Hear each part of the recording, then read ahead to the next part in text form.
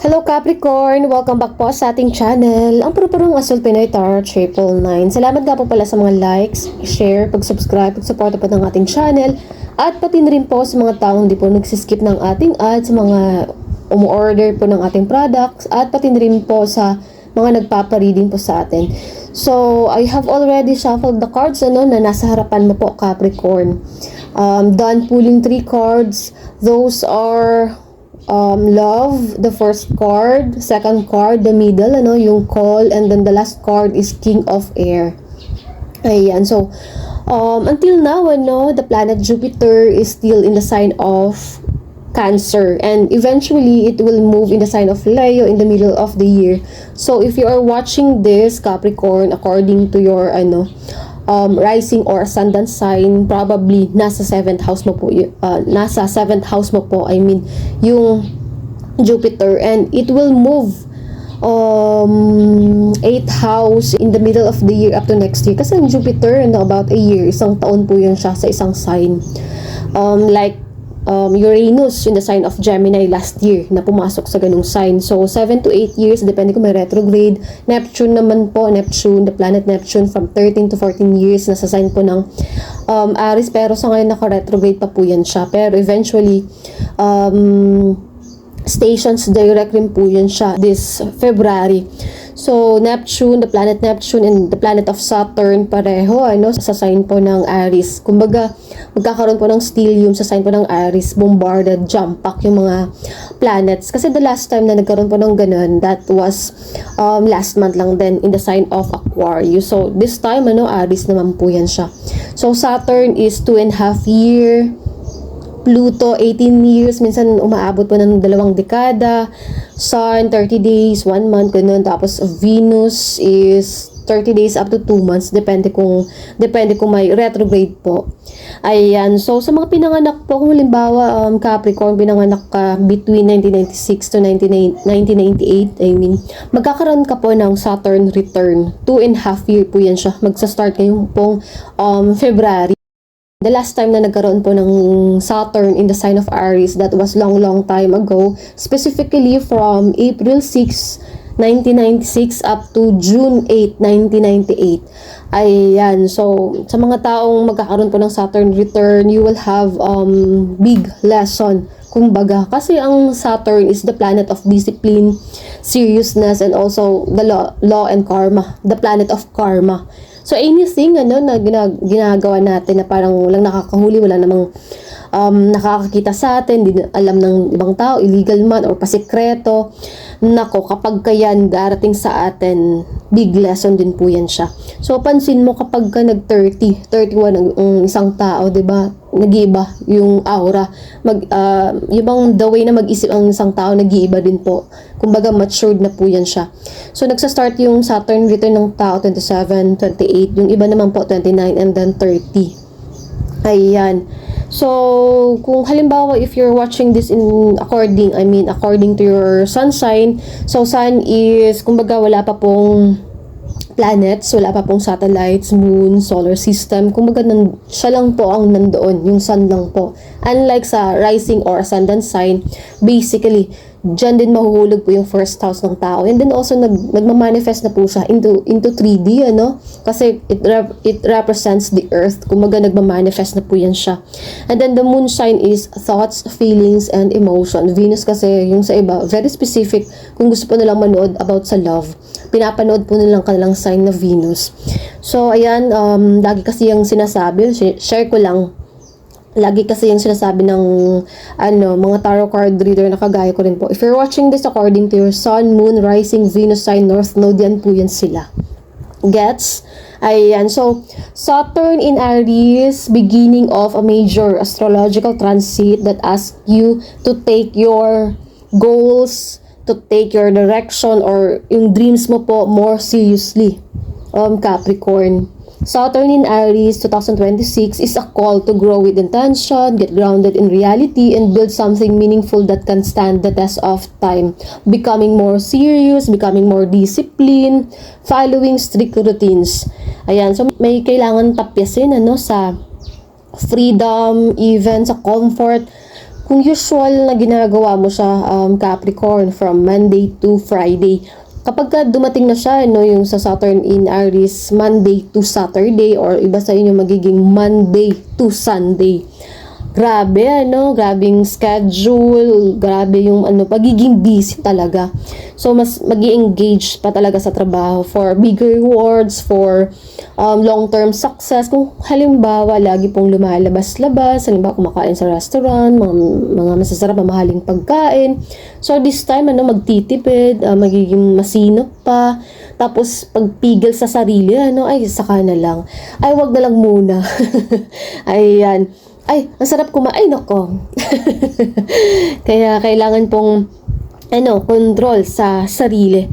You know what, Capricorn, bago po tayo nag-start ng pong reading, I have this intuitive feelings, na mababalanse mo yung pagtatrabaho.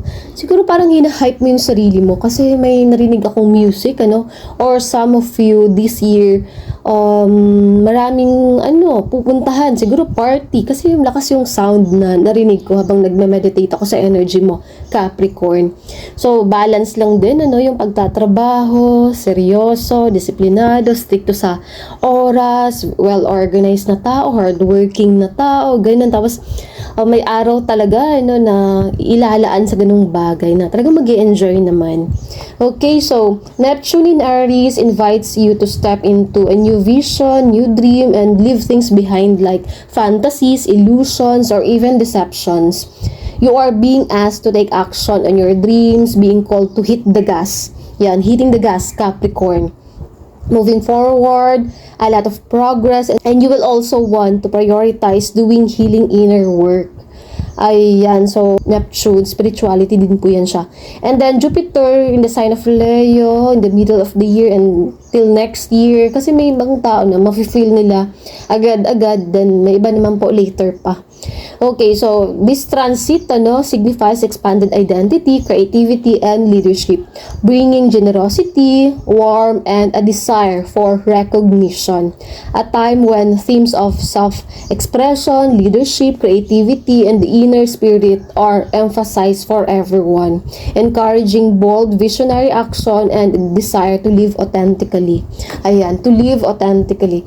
And also, this transit amplifies the themes of abundance and joy, but requires balancing confidence with humility. Since you are an earth sign Capricorn, you will focus more on creative projects, career expansion, and material abundance. Ayan, ang ganda, diba? Material abundance. Wow! This month of February nga pala, Capricorn, there will be major astrological event na lahat tayo magiging apektado. May mga sign kasi, na mas grabe yung sa kanila, mas matindi, mas mafe-feel nila, pero may iba naman po na okay lang, chill lang, pero depende pa rin po yan siya sa degrees. Ayan, so the first one, na malaki din pong pangyayari sa buwan pong ito ay Chinese New Year, tapos New Moon sa araw din pong yan, tapos annular solar eclipse, and then magkakaroon rin po kasi ng lunar eclipse March 3, 2026. Ayan, in sign of Virgo naman po. The last time na nagkaroon po ng lunar eclipse, that was September 2025. So, mag 6 months na po yan siya sa buwan pong yan. May video kasi ako niyan last year, as I said, kasi Pisces yun siya, and then Virgo. So, Pisces is water, may kinalaman ho sa water. And then, malakas ho talaga ang bagyo, may kinalaman ho sa baha, pagtaas ng tubig. Ayan, ilog, dagat man. Tapos, yung sa earth sign kasi, Virgo. So, may kinalaman ho siya sa sinkhole, earthquake, di ba? Malakas yung paglindol. Yan, sa may Visayas, and then around the Philippines, hindi lang kasi sa bansa ho natin, buong mundo, kasi may talaga, pagyanig ho talaga sa ilalim ho ng lupa. Ayan.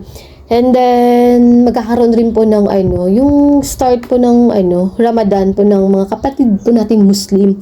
Kung magpapakita po ang buwan sa araw po yan, magsa-start na po sila ng kanila pong Ramadan. So, kumbaga, daming pangyayari, overwhelmed. Ayan, major talaga sa February ito. Madami pong mangyayari. Okay, so proceed ho tayo sa pong second part of the video.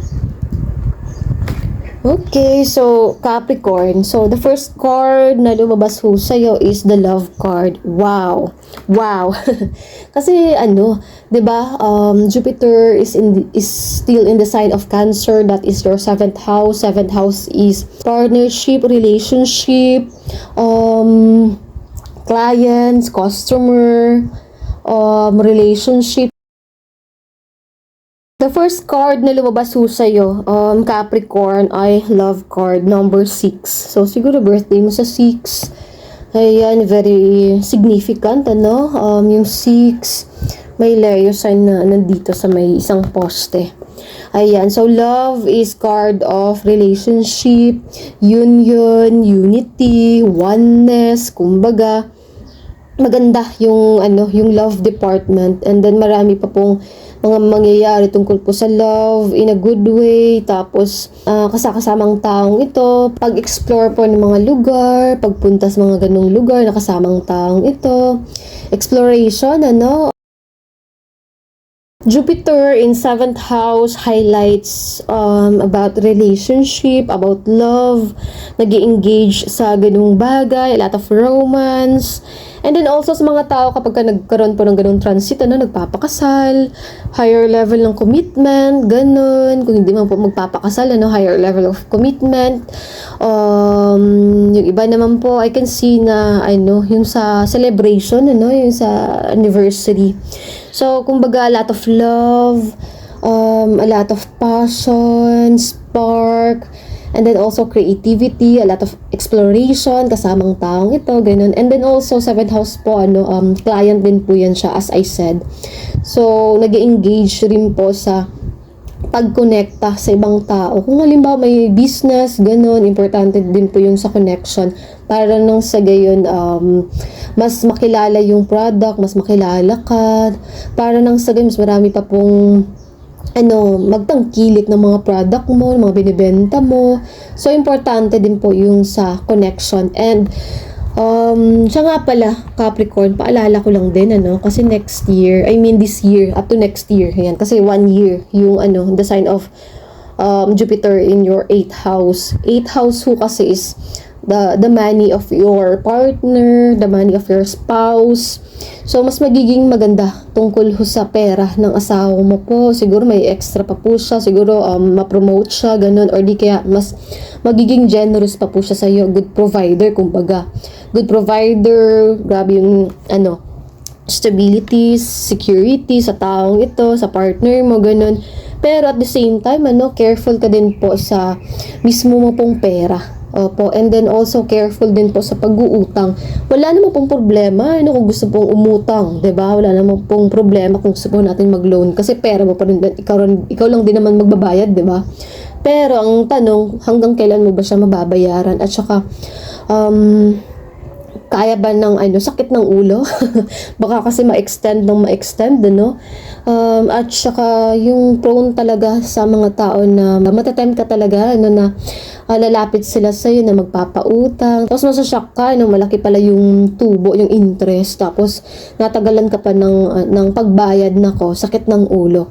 So careful sa ganung bagay, And then, yun na nga sa loans, taxes. Ang ikinaganda rin po ng 8th house, unexpected inheritance. Malamang sa pamilya mo, sa parent mo, ganun. And then, careful din po sa loans and taxes. Some of you ma-approve sa loan. And then, some of you, yung sa loan, siguro mas matatagalan or magkakaroon ng problema. Ganun. So, i-check mo yan siya lagi-lagi, Capricorn. At saka, kung pwede, wag mo po siyang kalimutan. Kasi matagal-tagal pa actually, careful sa utang. Okay, ang ikinaganda din po ng 8th house ay travel din po yan siya. Unexpected travel. Okay, so pangalawang card. Dito ko tayo sa pangalawang card, the call card. Purpose and true prosperity. You have everything you need, Capricorn, right now. You have everything you needed to move forward, You are being called for a deeper and more authentic relationship with yourself, with higher power, and with others. So, grabe yung sa about sa relationship. Kasi, diba, the first card is love. Pwedeng romantic, pwede naman po siyang platonic, ganon. Tapos ito naman po, hina-highlight niya, no, ini-emphasize niya po yung sa relationship sa sarili, sa Diyos, at saka sa ibang tao, na mas ma-align ka pa po sa iyong pong calling. So, pagsagot sa ito ay pagsagot sa isang tawag. Kasi, may announcement pong angel na ito, tinatawag ka. So, there will be a call, for you, Capricorn. It is up to you kung sasagot ka, kung gagawin mo siya. Number 20, actually, that is the card of judgment. Number 20. A breath of fresh air, new day, new hope, and then, kumbaga, din siya na energy, yung rebirth. And nagsa-start ulit yung buhay. May something dito na talagang very refreshing, na talagang excited, kasi may mga bagay na tinanggal, na gumaan yung pakiramdam, nag-less yung baggage, ganun, di kaya totally talaga nawala. So, magkakaroon ng rebirth, may bang punong-puno po ng pag-asa, yung bang napakaganda pong umaga. Ayan, so graceful endings and hopeful beginnings. Answering the call, may announcement, kumbaga, tinatawag ka. Okay, the last card para sa'yo, Capricorn. King of Air, you have the power, you have the authority, you have the power to change whatever it is, kung di mo siya gusto. Pwedeng baguhin, pwedeng ibahin. Huwag pong mawalan ng pag-aasa, Capricorn, kasi pwede ho tayo mag-start all over again. Hindi na importante kung ilang beses nagkamali or ilang beses nadapa. Ang importante ay tumatayo ho tayo ng ilang beses, at sa araw-araw na binibigay sa atin ng chance na pwede ho nating baguhin ho ito. Kasi kung future, oh my goodness, matagal pa ho yun siya. Hindi tayo dapat masyadong mag-alala sa ating pong kapalaran, sa ating pong hinaharap. Bakit? Sigurado ka? Party ka nun? Party ka ng kinabukasan? Party ka ba ng future na sinasabi na ini-imagine mo, Capricorn? So, ang importante, ngayong araw na ito, sa mga oras na ito, sa mga pagkakataong ito, sa bawat araw na binibigay ko sa'yo, Capricorn, pwedeng ibahin, pwedeng baguhin yung mga bagay-bagay. Huwag pong mawala ng pag-asa. So, you have the power, the authority to change whatever it is. Alchemize, with the spirit. Ayan, and then also following rules and regulation, following the laws, kasi din ang taong ito, may connection po yan siya, may mataas na katungkulan, may mataas na posisyon sa office, sa government man, sa opisina, sa kumpanya man, na makakatulong ho sa'yo. Give and take, kumbaga, yung energy. Ikaw yung nagbibigay ng tulong sa ibang tao, or ikaw yung humihingi din po ng tulong sa ibang tao na makakatulong ho sa'yo, Capricorn, kasi mataas yung posisyon ng tao ito, may mataas na katungkulan sa komunidad. King of Air, pagiging matalino, pagiging logical, intellectual abilities, lumalabas, pinapakita yung mga intellectual abilities, very logic talaga. So, nasa mind muna sa ngayon. Kasi may mga times, di ba, sa heart, yung importante, yung emotion. Pero this time, more on brain, sa mind, sa taas. Ayan, King of Air. And then also, good listener din po yung taong ito. Ganun ka din, Capricorn, nakikinig din po sa ibang tao na malaking tulong na nandun ka, na nakasuporta ka. At saka, I can feel dito, na may mga suporta na mararamdaman, may mga suporta na hindi aasahan. Okay. So, I can feel dito na para siyang last minute na ganun, or may mangyayari dito na hindi mo alam ang gagawin, tapos may tao pong ipapadala sa'yo na tutulungan ka, may tao pong tutulong sa'yo. Okay, Three of Fire, lot of adventure. Wow. Yan, diba? New adventure on the horizon. New places to explore, a lot of planning, organizing things. Ngayon pa lang po ino-organize, pinaplano. Ayan. And then also, narinig mo, Capricorn, may eroplano. So, a lot of travel this year for you, Capricorn. A lot of travel.